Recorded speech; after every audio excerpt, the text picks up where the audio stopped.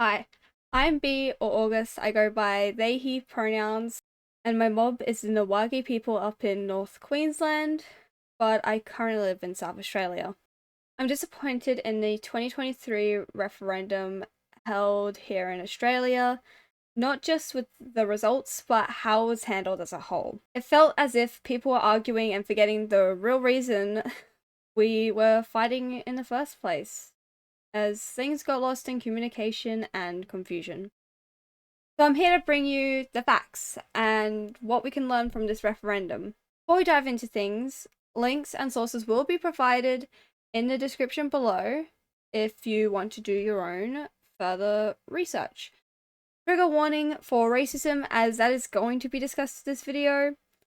It's gonna be hard to avoid the topic. I want you to make your mental health a priority. Please keep the conversation civil in the comments.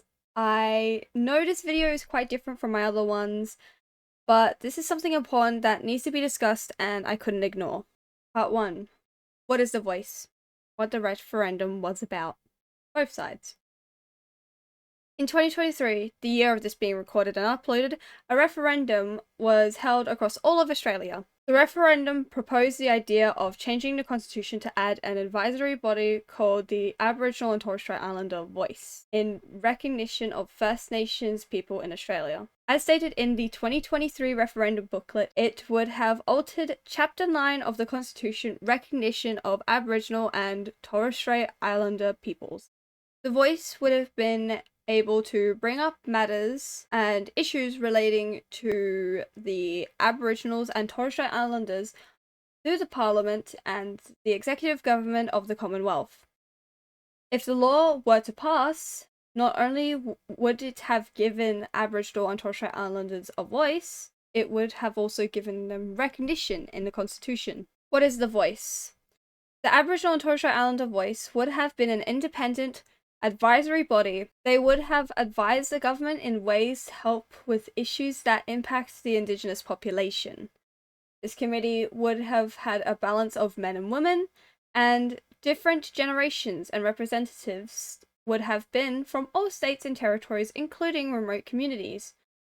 This would have brought in a variety of experiences. The idea of this voice comes from the Uluru Statement from the Heart, created by a group of Indigenous Australians as an invitation to non-Indigenous Australians. The statement was shared in 2017 and calls for recognition of Aboriginal and Torres Strait Islanders in the Constitution through voice, treaty, and truth.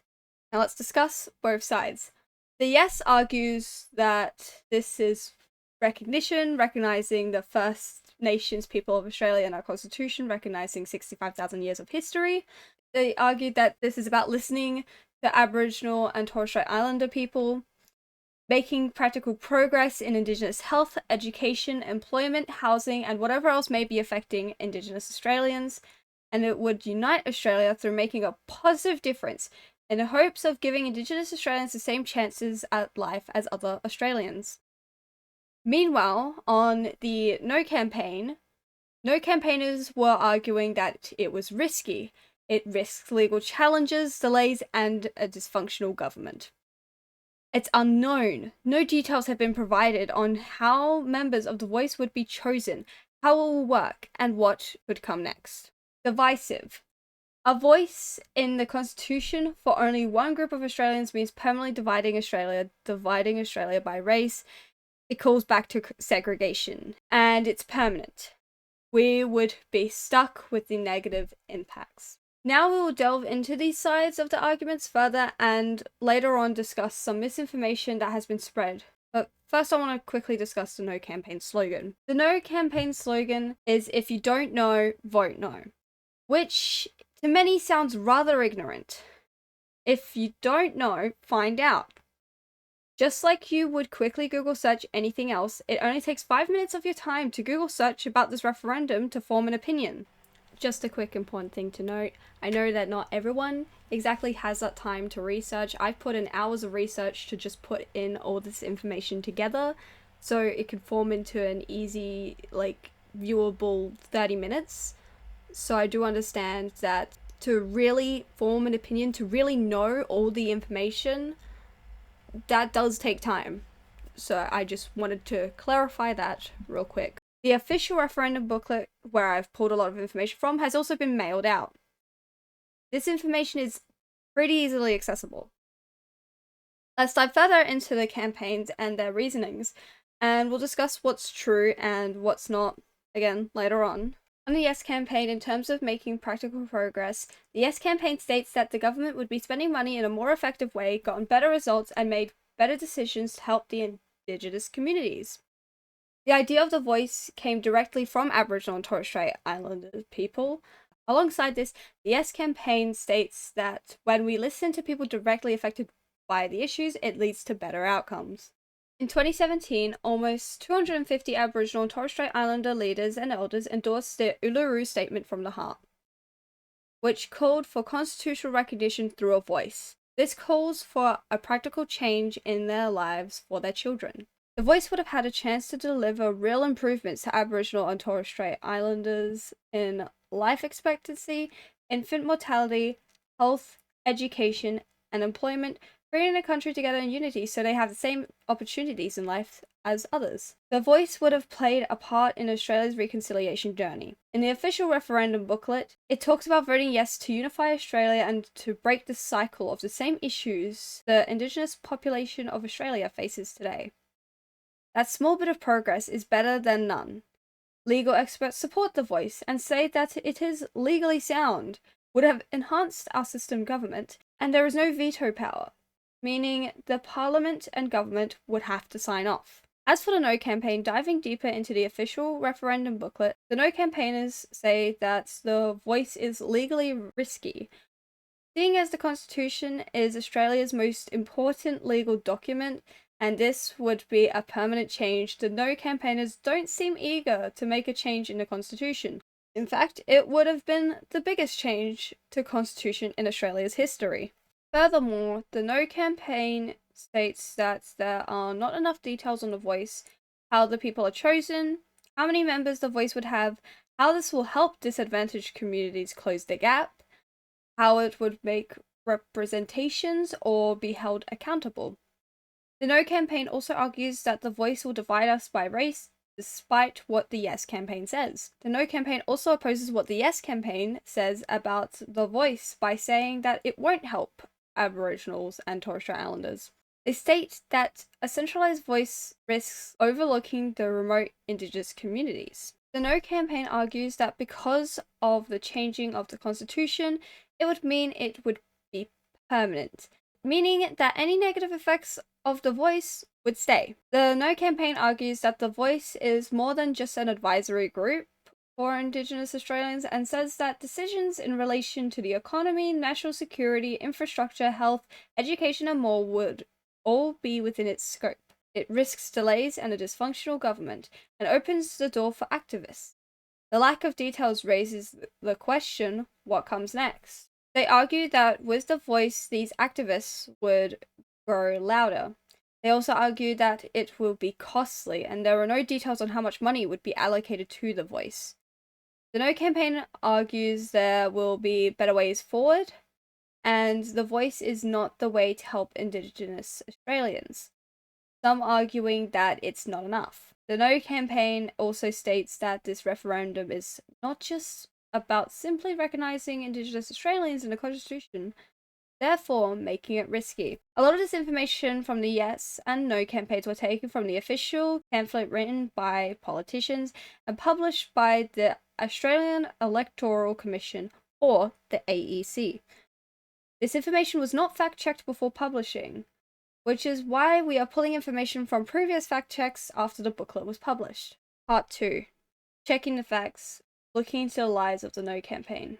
The following information comes from SBS News and The Guardian.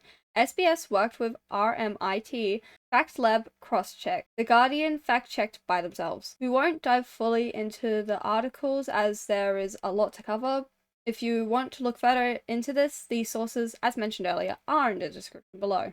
The No campaign argues that the voice is more than just an advisory group, claiming this voice specifically covers all areas of executive government.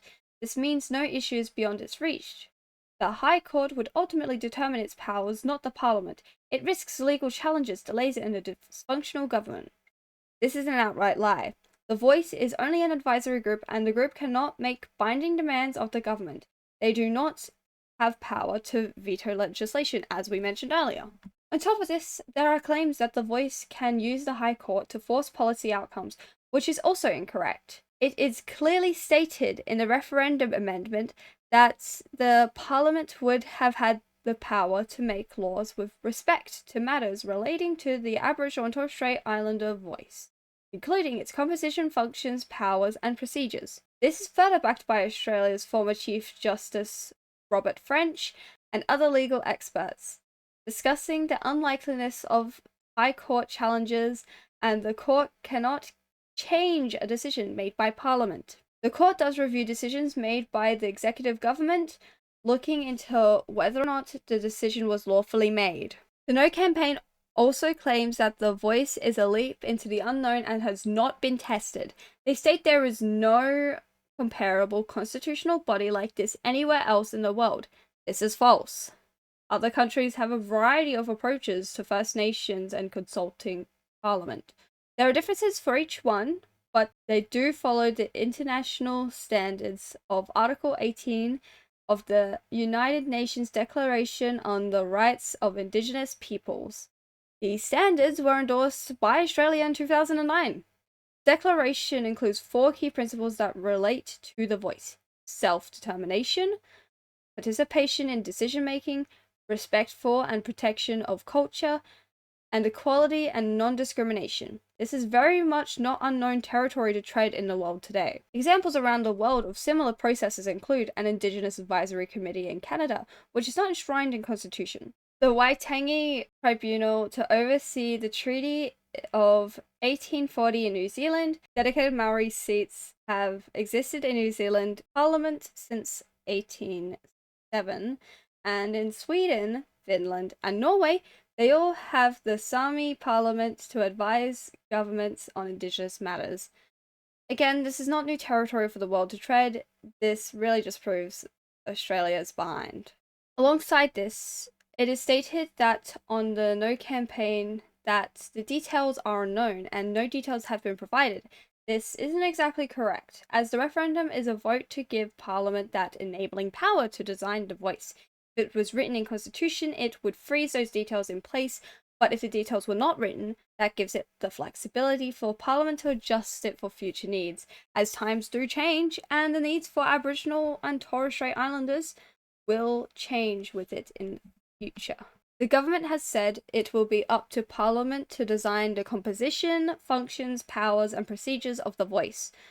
There are key design principles, though, partly inspired by the Indigenous Co-Design Process Final Report, 18 months of consultation with 9,478 people and organizations, including 115 community consultations in 67 locations, 2,978 submissions, 1,127 surveys, 124 stakeholder meetings, and 13 webinars built the results of this report.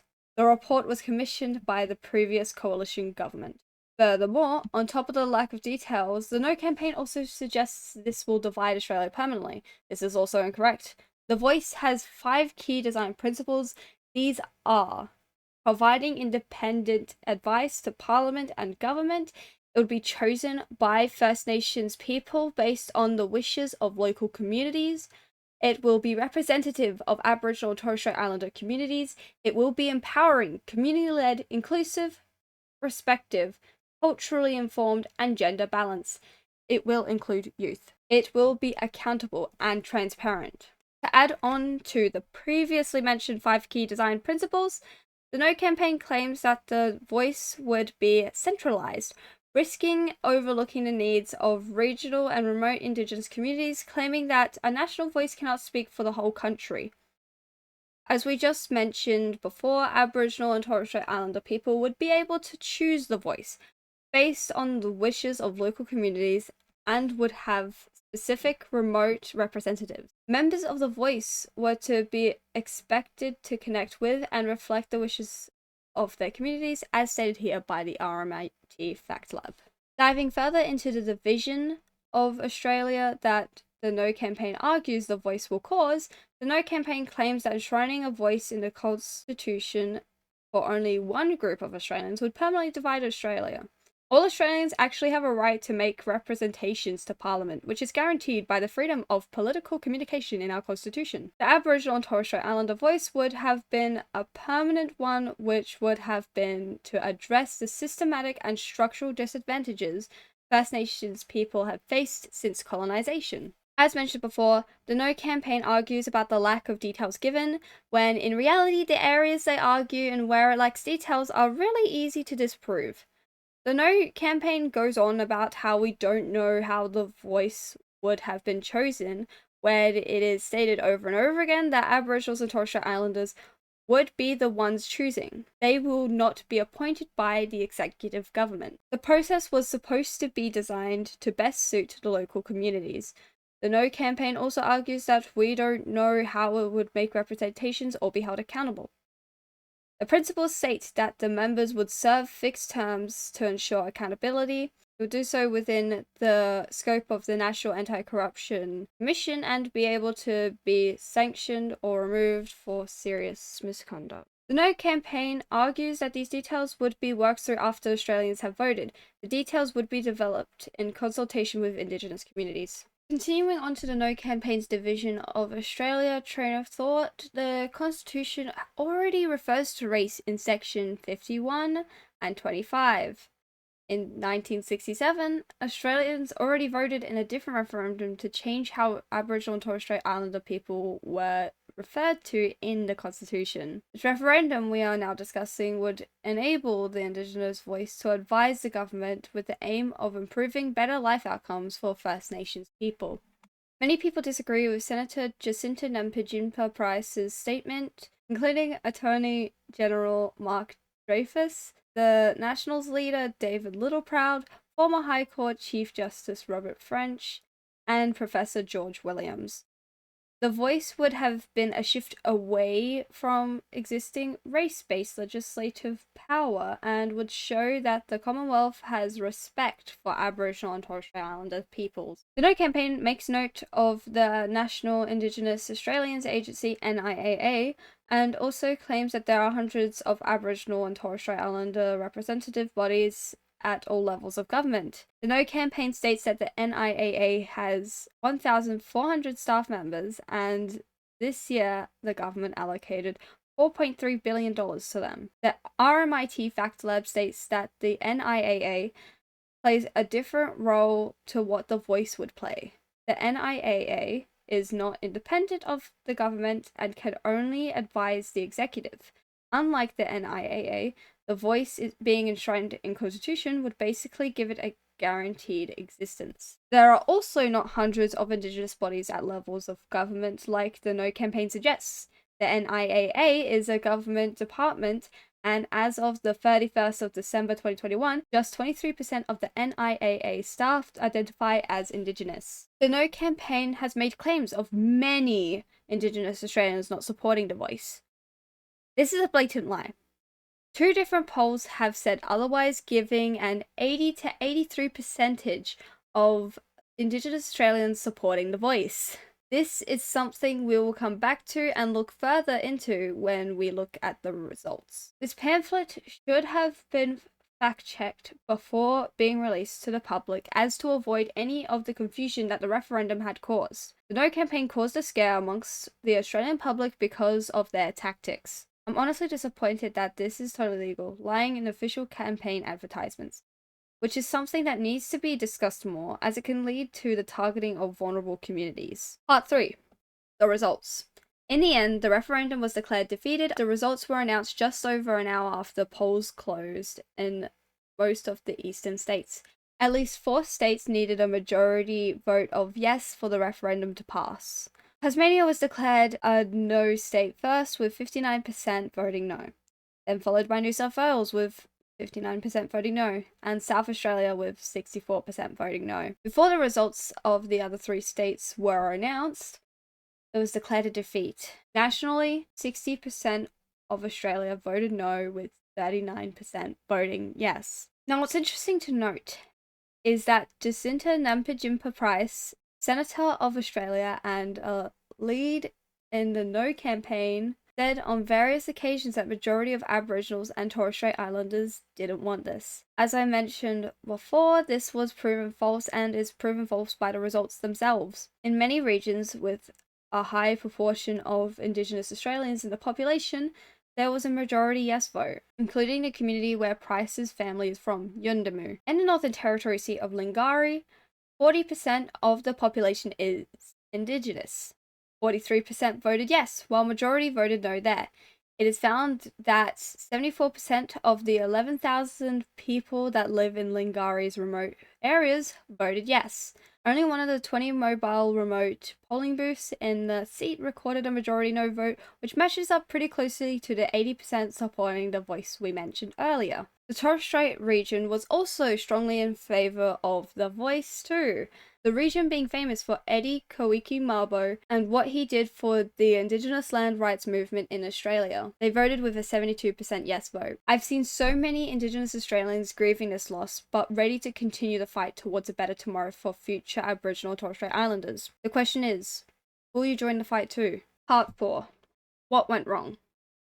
I want to apologize in advance as some of this stuff in this part will bring in some of my own opinions and observations, but most of this is researched information. At this current point in time, it is fully legal to lie in campaigns and advertisements for campaigns. Labor does aim to legislate truth in advertising and is also supported by the Greens according to 2022 The Guardian article. I'm glad that this is something that Labor is working towards, but this legislation did not happen before the referendum and is still something that has not yet been legislated at the time of this video will be uploaded. Because people were able to lie, this led to a lot of confusion amongst the Australian public about what was truth and what were lies, leading to a lot of division. Because it was legal to lie, it led to a lot of fear-mongering. I do think some people who voted no had good intentions and were trying to help Indigenous communities, but that got lost in a sea of misinformation. There were people who also didn't know what to vote, and because of the compulsory voting and the "if you don't know, vote no" slogan, that also had a role to play. Another thing of note is how the media promotes all opinions, but doesn't promote what's fact and promoted that misinformation. A lot of people voting no were also misguided, thinking that Indigenous communities aren't all that disadvantaged, despite the data and statistics shown of a lower life expectancy, more health issues, the school system failing the children, higher rates of imprisonment, and more. I can even say from my own personal experience that people don't think we're really a disadvantaged and vulnerable community. Recently, I've gotten help from the Workabout Centre who assists Indigenous students and those who have recently graduated. They're helping me gain skills to achieve the job I want, and for that, I thank them greatly. Someone I know heard me talking about this and made a comment saying, maybe they're, Aboriginal and Torres Strait Islanders, aren't as disadvantaged as I thought. The statement seemed just blatantly ignorant. Not every Indigenous Australian is going to receive that help or even know that it's there as an option. Peter Dutton, leader of the opposition, had a pretty big role to play in the spreading of misinformation. This isn't the first time that Peter Dutton has worked against the majority of the Indigenous population. Dutton had also once attempted to boycott Kevin Rudd's sorry speech in 2008, eventually apologizing, saying he didn't fully grasp the meaning of it. It seems to me, and this is just an observation here really quick, but it feels like he's attacking a vulnerable group just for political gain. And he's done this on multiple occasions. Jacinta Price is someone we mentioned earlier who also spread a lot of misinformation. Not only did she say majority of Indigenous communities did not want the voice, but she also stated on multiple occasions that this was more than just an advisory body, which completely defies the wording that was going to be used in the Constitution. A lot of people also chose to listen to her because she is Aboriginal. Warren Mundine is another Aboriginal man who supported the No campaign and was a lead in the No campaign. The No campaign attempts to scare Australian citizens with their reasoning, such as saying the voice possibly leading to changing the date of Australia Day and treaties. Yet in an interview,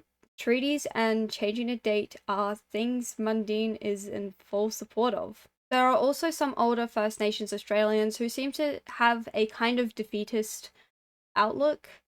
They say they'll just keep doing what they're doing and question why should the government interfere anymore, all the while facing these issues of higher imprisonment rates, lower life expectancy, and higher rate of issues with mental health. They'll think it's fine and just keep trucking on, thinking everything will continue to be fine, but it should be better than this. There is also many no voters who think that if this referendum were to succeed, that Aboriginal and Torres Strait Islanders would take their land and property. And let me just tell you something really quick that for some reason isn't common sense.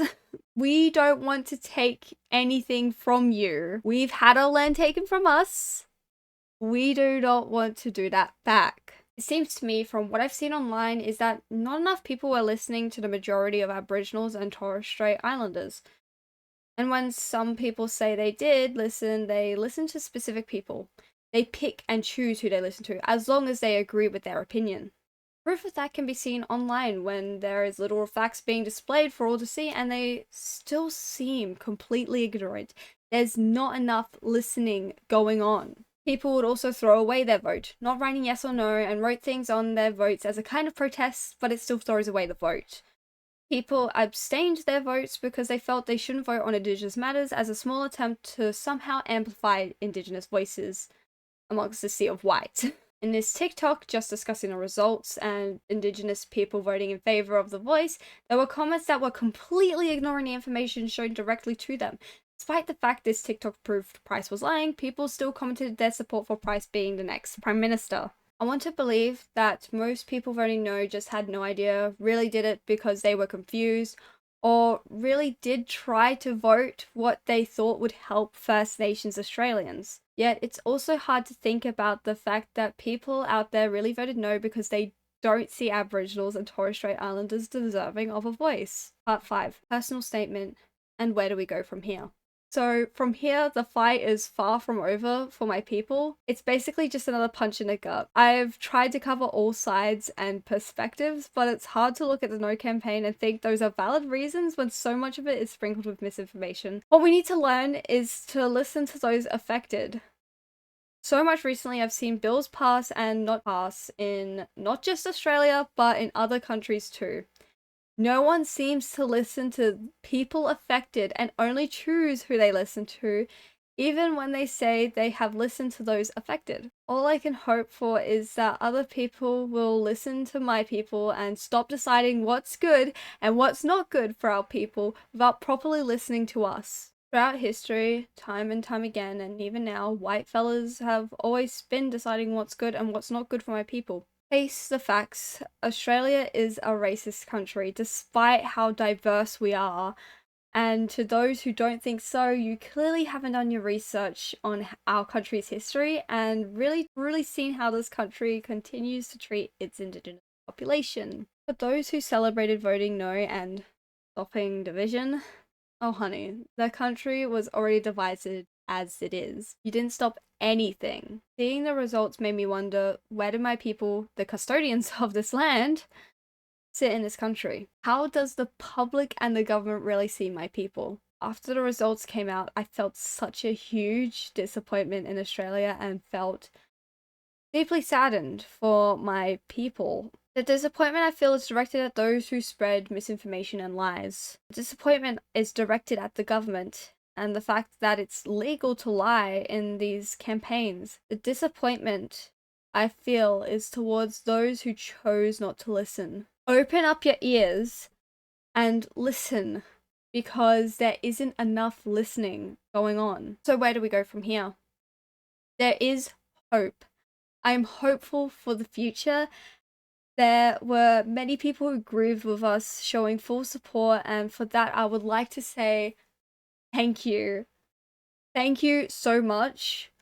Thank you to those who checked on me after the results as well. It was heart-wrenching to see that. I was very optimistic about the results. I was hoping there would be a majority vote yes and people would listen, but that wasn't the case.